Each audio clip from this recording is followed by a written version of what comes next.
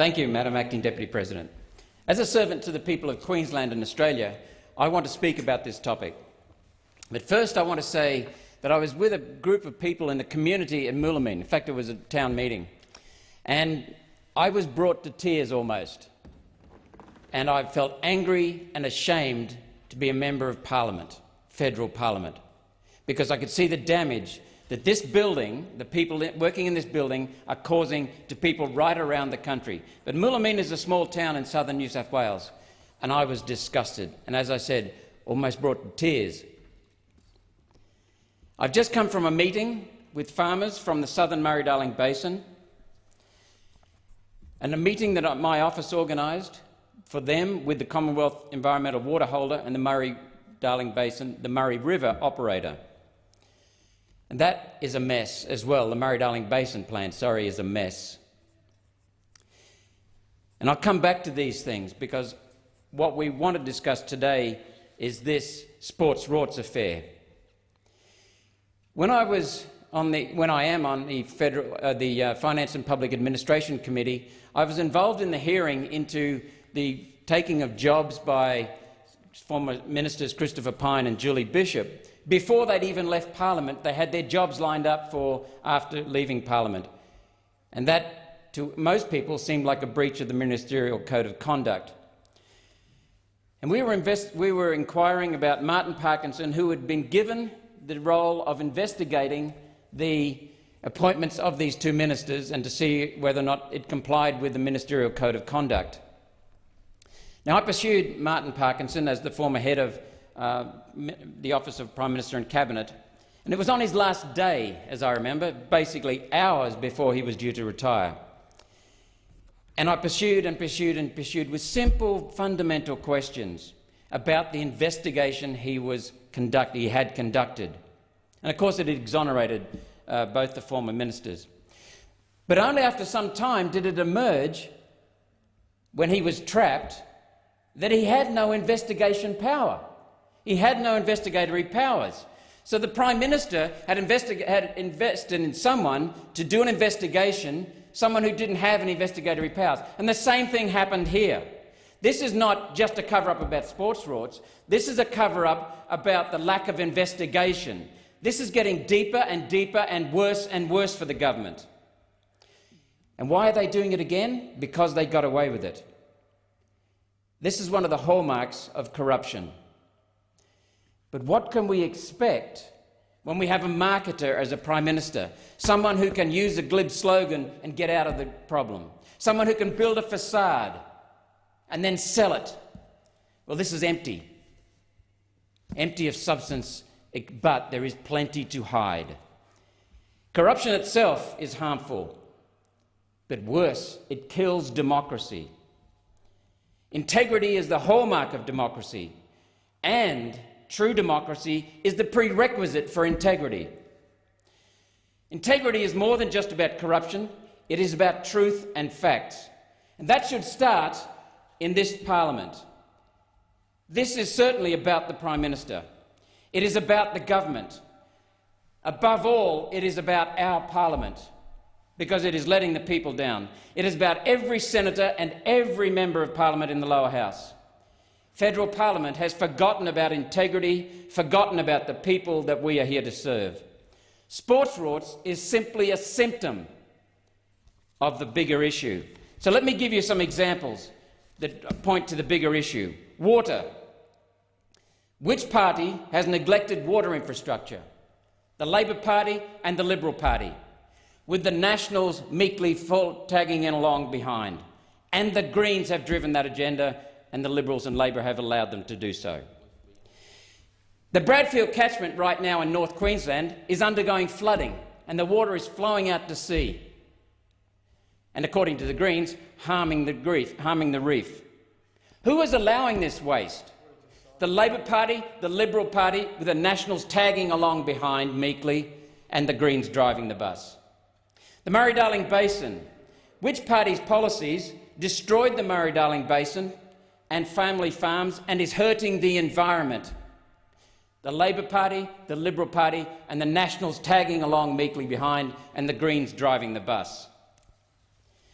Electricity. Australia has gone from the lowest cost producer of electricity to amongst the highest. Which party has passed legislation pushing for subsidies for expensive wind and solar power that has raised power prices astronomically and made it unreliable and insecure?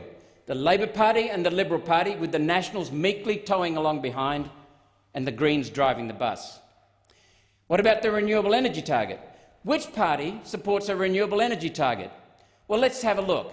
The Labor Party, the Liberal Party, the National Party and the Greens want an absurd, completely renewables target. And yet, unjustified renewable energy target with high subsidies is raising the power prices. So as I just said, the Labor Party, the Liberal Party, the Nats tagging along and the Greens driving the bus. Anti-coal. Coal has saved whales, coal has saved the forests, coal has liberated humans out of poverty, along with oil and gas. Hydrocarbon have revolutionised life and civilisation. And yet which party policies are anti-coal and anti-cheap, reliable, secure baseload power? The Labor Party, the Liberal Party, the Greens Party, and the Nationals tagging along. Then on climate, which party believes, without providing specific empirical evidence, that our use of hydrocarbon fuels causes climate variability? The Labor Party, the Liberal Party, the Nationals tagging along and the Greens driving the bus. And the climate policies, which party wants climate action? The Labor Party, the Liberal Party, the Nats are tagging along and the Greens are driving the bus. Senator Roberts, could you just pause for a moment? Maybe fewer interjections would be helpful. Back to Senator Roberts. Thank you. Thank you, Madam Acting Deputy President. Thank you. Land use. Farmers have had their land stolen from them. And which party has passed legislation enabling the stealing of farmers' land without compensation that they're entitled to under the Constitution? One moment, Senator Whish-Wilson. Of order, Acting Deputy President. Perhaps if you could ask the clerk, because I don't know the exact standing order. But on relevance, this has absolutely nothing to do with the OPD before us. And could you seek the clerk's advice before Thank you, Senator Malcolm Roberts, sorry, Senator Roberts continues his diatribe?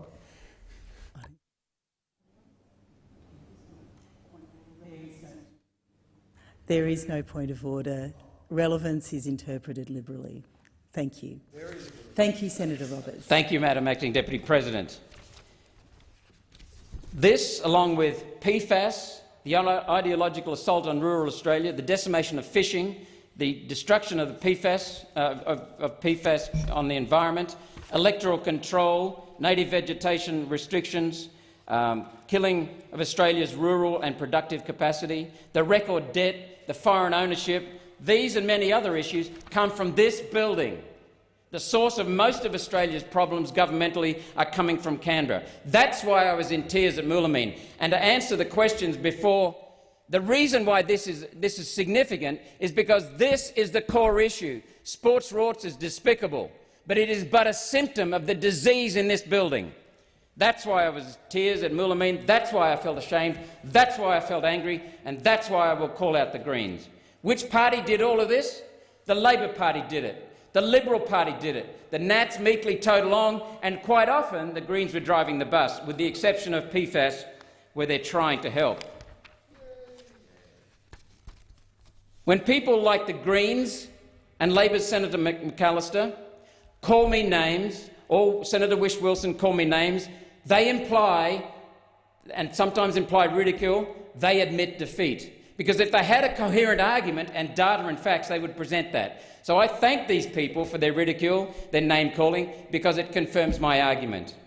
It takes a special kind of stupid in the Greens to put forward these policies. It takes a special kind of blindness in the Labor Party to condone it and to follow it. It takes a special kind of gutlessness in the Liberals and the Nationals tagging along blindly.